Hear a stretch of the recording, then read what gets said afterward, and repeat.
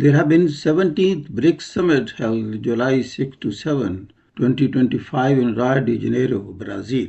Under Brazil's rotating presidency, the summit focused on the following strategic areas.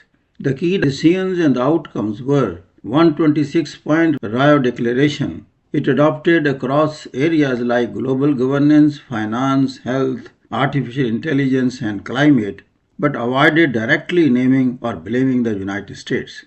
As regards climate finance commitments, it demanded that developed countries foot major climate costs, endorsed the Tropical Forest Forever facility with China and the UAE pledging investments. Leaders of the BRICS group of developing nations addressed the shared challenges of global warming.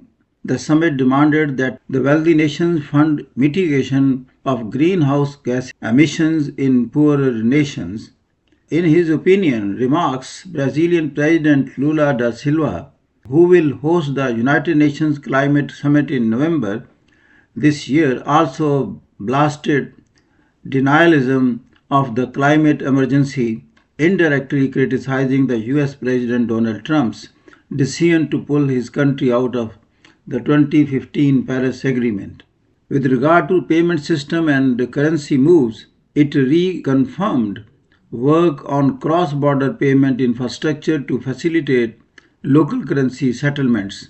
It also reiterated intent to reduce reliance on the United States dollar, stressing bilateral trade in national currencies. Russia reports 90% of BRICS trade already using local currencies. Following the summit, former President Trump threatened 10% tariff on BRICS imports, accusing the group of undermining the dollar, prompting sharp rebukes from Brazilian President Lula and bloc members denouncing such actions as protectionist. Xi Jinping and Putin were absent in person. The expanded membership, now 11 countries, including Indonesia, UAE, Iran, and others, poses coordination challenges between democracies and autocracies.